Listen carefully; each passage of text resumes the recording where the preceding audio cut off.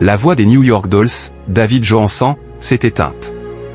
Le chanteur de la formation américaine Pink qui avait émergé dans les années 1970 est mort, vendredi 28 février, à son domicile de New York, a annoncé, à l'agence Associated Press, le porte-parole de sa famille, Jeff Kilgour.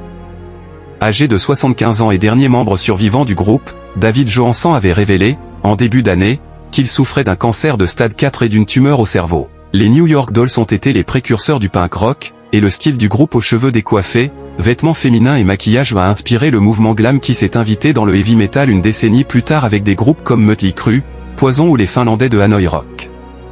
Le magazine de mode Vogue qualifiait les Dolls de durs à cuire grimés en boa et en talons. Quand on est artiste, la principale chose que l'on veut faire est d'inspirer les gens, alors si on y parvient, c'est très gratifiant, déclarait David Johansen au Knoxville News Sentinel en 2011. Les Dolls dont la formation originale comptait dans ses rangs les guitaristes Johnny Tinder et Sylvain Sylvain, ont côtoyé Lou Reed et Andy Warhol dans le Lower East Side au début des années 1970.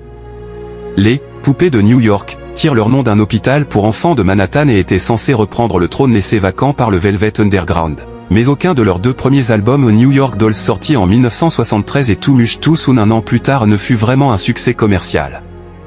Dans sa critique de leur deuxième album, le magazine de référence Rolling Stone qualifiait pourtant les New York Dolls de « meilleur groupe de hard rock d'Amérique du moment » et voyait en David Johansen un showman talentueux, avec une capacité étonnante à donner vie à des personnages en tant que parolier. À la fin de leur première tournée, les Dolls étaient gérés par le légendaire promoteur Malcolm McLaren, qui allait plus tard initier les Sex Pistols, autre référence du punk, à leur musique.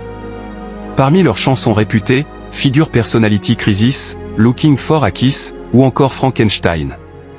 L'emblématique groupe de rock Guns N' Roses, dont le bassiste Duff McKagan est un grand fan des Dolls, reprendra le morceau Human Being dans l'album The Spaghetti Incident, sorti en 1993 pour rendre hommage à ses influences punk. Merci de nous avoir suivis. Si vous n'êtes pas encore abonné, veuillez vous abonner et surtout activer la cloche des notifications pour ne rien rater.